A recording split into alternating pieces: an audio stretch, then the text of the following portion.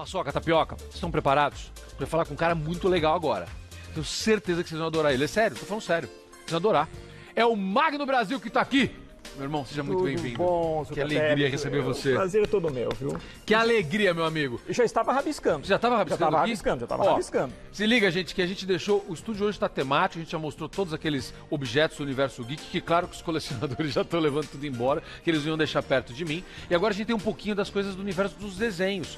Meu irmão, esses desenhos são todos seus? Então, na verdade, esses desenhos são de nossos alunos. Ah, sério? Dos seus alunos? Alunos, a nossa escola faz 30 anos que eu sou professor de desenho. Que então legal, a gente forma mano. profissionais na área de desenho. Esse do meio, que é a Liga dos Vingadores. Tô vendo ali. A Liga dos Vingadores. É a mistura dos Vingadores com a Liga da Justiça. Tá. É um trabalho do nosso professor, o Saulo Silva. Tá. Ele desenha especializado em super-heróis. O Homem de Ferro de um aluno nosso também. Vem pra cá, depois você continua desenhando. Desculpa, só pra gente chegar aqui. Vamos lá. Você não se importa? Só pra gente ir Não, mostrando só aqui um mais de pertinho. Então vamos lá. Aqui? Tá, esse aqui é do Saulo, nosso professor.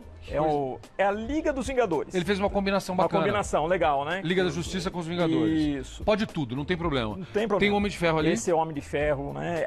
Aquele ali foi feito com lápis, né? Tá. Lápis e carvão. Meu Deus. É de um aluno nosso, Diego Silva. Olha que iluminação incrível. Esse aqui é trabalho digital. Tá. A Débora Tosi. Tá. Então, esse daí é o Loki, o irmão do Thor, né? Que legal. Então você pode fazer tanto digital, porque hoje é um recurso muito importante. Isso, exatamente. Como você pode usar os elementos tradicionais do desenho. Aqui, por exemplo, foi pintura a óleo. Nossa. Aqui é digital, ali já é grafite. Então, o importante é você ter o conhecimento do processo do desenho. Perfeito. Aí você adapta a técnica. E aqui? E aqui é do Thiago Del Ponte, é o Batman com Coringa. Tá. Esse foi feito só no traço. Então aqui foi usado o nanquim. Então aí já é um alto contraste, né? Lembrando exatamente o momento da morte dos pais do Bruce Wayne. Isso, que aliás é o que motiva o Batman. O nascimento do Batman. Exatamente, né? Então você vê que, na verdade, tudo depende do conhecimento do processo do desenho. E depois você adapta a técnica de acordo com o seu estilo, né? Muito bacana. Chega pra cá, vamos lá, pode ficar à vontade. Eu tirei ele da prancheta dele, mas eu não vou ficar bisbilhotando muito não, porque parece que tem surpresa nesse desenho aqui. Sim. Toninho vai mostrando aqui, eu vou tentar não olhar pro monitor, o que é muito difícil pra mim, porque eu tô sempre olhando pro monitor. E aí, enquanto isso, a gente vai batendo papo. Joia. Você dá aula de desenho hoje também online, também virtualmente? Nós temos a nossa escola, ela é pioneira nessa área. A gente trabalha com todos os estilos, mangá, cartoon, super-herói. E temos cursos online, cursos presenciais. Então, aliás, é muito interessante porque eu passo para os meus alunos a paixão que eu tenho desde criança. Como é que começou? Como é que começou esse teu envolvimento com o desenho? Olha, na verdade, eu acabei me envolvendo com o desenho por causa dos quadrinhos e por causa do cinema. Meu pai tinha um cinema. Eu sou do interior de São Paulo, Teu né? pai tinha um cinema? Tinha um cinema. Então você vivia dentro do cinema? Eu nasci vendo meu pai projetando o filme. E olha que interessante, quando eu vi o desenho animado se mexendo na parede, imagine, na tela, né? Na verdade, na tela. Você imagina uma criança vendo um desenho criando vida. Então, eu devia ter quanto? Uns 4, 5 anos. Eu queria fazer o meu desenho também se mexer. E meu pai tentar me explicar que aquilo tinha todo um processo, é muito difícil. Então, o que ele fez? Me trouxe quadrinhos. Quadrinhos, para mim, foi outra coisa fantástica. Você sabe uma coisa, Zucatelli? Para mim, o balão de quadrinhos é uma das maiores invenções da humanidade. Você já imaginou? Você faz um desenho, coloca o balão do lado, dá expressividade, o personagem fala com você. Então, é fantástico. Quando eu vi aquilo, e eu não sabia ler, minha mãe começou a ler, eu comecei a olhar aquilo e pensei, poxa vida, o personagem se expressa nesse papel. E as cenas... Aí me apaixonei, aí eu fui fisgado e fiz disso a minha vida. E como foi na tua família? Você foi estudar, você aprendeu a desenhar sozinho? Como é que foi no teu caso e que tipo de apoio você teve? Porque claramente você foi incentivado por um cara que tinha a ver com a arte, né? Você teve o privilégio de ter um pai envolvido com isso, né?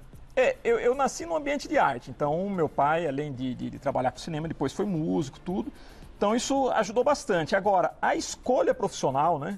Que isso que é uma coisa muito interessante, e foi uma dificuldade que eu tive quando era garoto, que é justamente essa. Você está numa escola, por exemplo, e falar que quer ser um desenhista de quadrinhos. Então, quando você tinha uma aula e o professor queria te ajudar a nível vocacional, ele perguntava, alunos, o que vocês querem ser quando crescerem, né? O que Advogado, médico, engenheiro, bombeiro. Exatamente. E de repente chegava no Magno lá, Eu vi que você estava conversando com a galera geek, que é muito legal, que é gente que gosta disso. Você tem um podcast disso, né? Tem um podcast que é o Pod Geek, que eu comento semanalmente sobre esse universo geek, de quadrinhos, cartoon, a minha paixão. Né? E aí na escola, quando você falava, não, quero ser desenhista de quadrinhos. Aí todo mundo olhava e falava que isso não era profissão. Como é que pode ser desenhista de quadrinhos? Mas eu queria. E tive uma longa caminhada. Vou resumir apenas aqui alguns aspectos, porque a história é muito longa. Mas eu comecei a trabalhar com desenho aos 18 anos de idade, distribuindo tirinhas em quadrinhos e cadernos infantis para vários jornais do interior. Que bacana. Do estado de São Paulo. Que legal. Então, com 19 anos já tinha o meu sistema de distribuição. Tive um grande mestre, olha que interessante, o nome do meu primeiro mestre de desenho era Thanos. Ah, mentira. Thanos. Mas não virou pó, não. Né? Não virou e nem destruiu metade do universo. Que bom, né? pronto. Então, foi meu primeiro grande mestre de desenho. Que bacana. Depois eu vim para São Paulo e trabalhei com quadrinhos aqui em São Paulo e animação. Eu tive como mestre em São Paulo um dos grandes nomes da animação brasileira, que foi Rui Perotti. Ele foi um dos pioneiros da animação publicitária, ganhou vários prêmios, várias campanhas. Então trabalhei em vários projetos de animação com ele, de quadrinhos, até criar minha escola.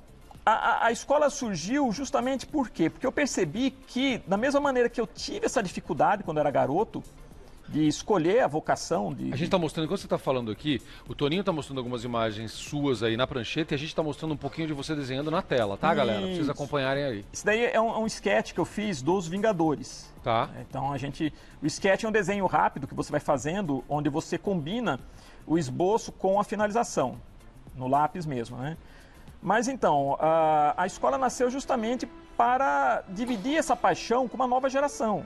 Então eu não queria que alguns jovens que queriam entrar nesse mercado passassem o que eu passei. Então, como eu tinha conhecimento, eu achei que a escola seria um caminho legal de você fazer o que você gosta e também influenciar toda uma nova geração. Quando você começou, era muito escassa a oportunidade ou a oferta de formação nesse sentido? Era muito difícil porque você não tinha a facilidade de comunicação que você tem hoje.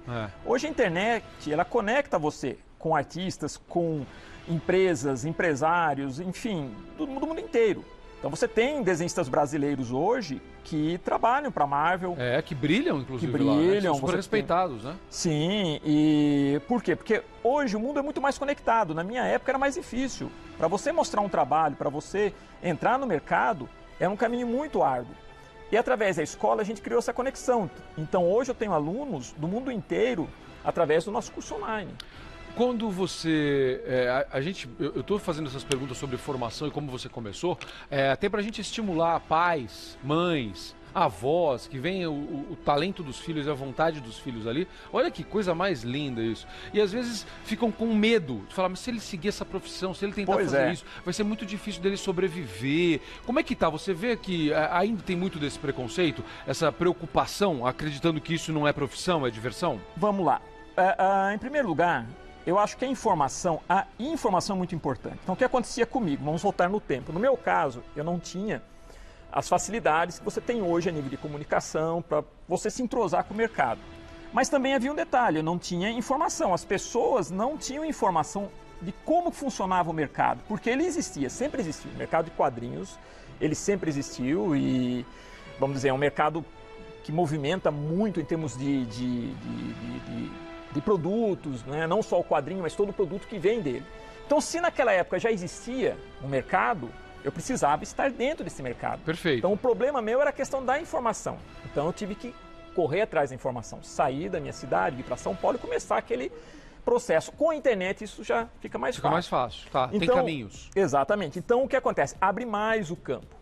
Então, existe sim mercado de quadrinhos, existe mercado para animação e, detalhe, os melhores animadores do mundo são brasileiros. Os melhores animadores do mundo são brasileiros? Os melhores artistas de quadrinhos. Então, mãe, pai, presta atenção aí. Se teu filho tá com esse sonho, bota a corda nele.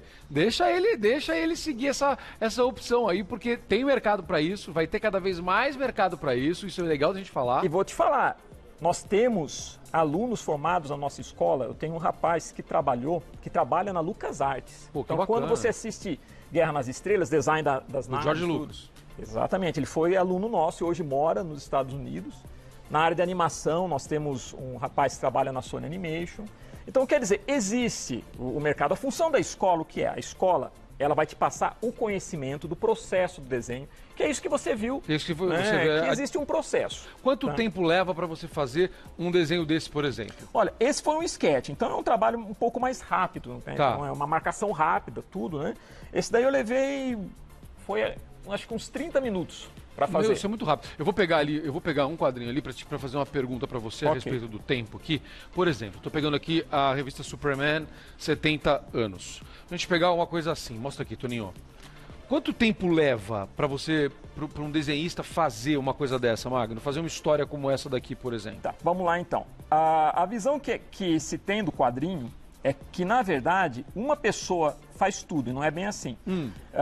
O quadrinho, ele é uma indústria. Tá. Ele é Você tem hoje equipes que trabalham na Marvel, na DC, para chegar nesse produto que você viu. Então, você tem desde o roteirista, que é o cara que bola a história, porque a história em quadrinhos tem que ter um excelente roteirista também. Que é o Felipe faz e estava contando isso pra gente agora aqui, Eu estava conversando com ele, inclusive, trocando uma ideia legal com ele, exatamente sobre isso, que você tem que ter um roteirista. Tá. Aliás, grandes nomes dos quadrinhos são roteiristas. Você pega um Alan Moore, por exemplo, o Alan Moore ele é um grande roteirista. O Neil Gaiman, eles não desenham, são roteiristas. Que legal. Então você tem o primeiro processo do quadrinho, é o roteiro. Perfeito. Então, um excelente roteirista. Depois você passa para o artista que vai fazer a marcação, a página no lápis. A gente fala lápis, ou pode ser marcação também no computador. Aí depende muito da mídia que ele escolhe para produzir seu material. Tá. Do lápis, você passa para o arte finalista, que já é um outro profissional. É aquele que vai fazer o quê? Vai fazer a finalização, como eu estou fazendo agora aqui no desenho. Perfeito. Que eu comecei esse desenho no lápis, enquanto você estava entrevistando o pessoal, e agora estou finalizando ele. Tá legal. Aí você passa para eu estou te atrapalhando porque eu fico fazendo pergunta aqui. Não, mas está muito jóia. Aliás, eu adoro conversar sobre isso. A coisa que eu mais gosto é falar sobre isso. É mais rápido no computador ou é mais rápido no papel? Olha, depende muito do artista, porque o processo do desenho é o que importa. A maneira como você faz o desenho. E você escolhe o seu processo. Então, tem artistas que só trabalham com computador. Tá. Então, eles têm uma dinâmica, né? A vantagem do computador é que se você comete um erro, você pode voltar, registrar todo o processo. Né? Ele tem essa vantagem. Então, ele facilita muito nesse aspecto. Mas tem aqueles que gostam dessa questão da textura do papel, de sentir o material. Eu mesmo sou apaixonado pelo material clássico, né? Agora, vai muito de você conhecer o processo de desenho também. Existe uma visão errada que o computador faz tudo e não é bem assim. Não é. Me fala sobre essa técnica, então. Quais são as diferentes técnicas hoje que a gente tem? Por exemplo, a técnica de desenho de super-herói é diferente da técnica de desenho de um quadrinho, de um mangá, ou de um quadrinho, por exemplo, como a Turma da Mônica? Sim, são técnicas, lógico, são estilos diferentes e cada estilo ele tem sua linguagem. O processo do desenho é o mesmo. É o mesmo. É o mesmo, ou seja, você tem sempre que começar com um esboço, com uma forma, conhecer, né, conseguir enxergar essas estruturas básicas. Uma pessoa que faz o estilo, em geral, faz outro ou não? Há uma especialização clara. Por exemplo, uma pessoa que é especialista em desenho de super-herói, ela faz um mangá? Ela faz um outro tipo de desenho? Não. Em geral, não. Pode ser, pode ser. No meu caso, por exemplo, como eu trabalho com escola há 30 anos... Você tem que fazer tudo. Tem que fazer tudo, embora eu tenha minha preferência. Eu gosto muito de cartoon. Gosto muito de cartoon. Cartoon Looney Tunes, Pernalonga. Perfeito. Eu adoro cartoon, né? Turma da Mônica, por exemplo, é cartoon. Então o cartoon é um estilo universal. Gosto muito do cartoon europeu, Asterix, o Gaulês. Então... A técnica é outra? O estilo é outro. O estilo é outro, mas a técnica é a mesma. A técnica, você vai usar... Existe uma diferença entre técnica e material. Me fala. Tá? O material é isso daqui. O material é um instrumento que você usa, um nanquim ou digital. A técnica é você adaptar isso a um estilo de desenho. Perfeito, entendi. Então, claro, a técnica ela muda de acordo com o estilo, embora você use os mesmos materiais. Perfeito. E aí, como é que tá? Bom, então eu vou explicar para você essa criação. Agora vai explicar, vamos ver. Agora eu posso ver já? Agora você então vou chegar aqui. Foi difícil não ficar olhando para o monitor, tive que me controlar muito aqui. Então, vamos falar de criação. Quando você cria um personagem... É interessante que você cria um personagem, você tem que dar uma estrutura física e psicológica. Legal. Então aqui nós criamos um herói, o Super Zuka. Obrigado, adorei isso. Muito legal, cara. Deixa eu contar a história do Super Zuka. Me conta. O Super Zuka, ele vem do planeta Tele. Televisão. Perfeito. Então os grandes apresentadores do universo, eles são enviados em missões.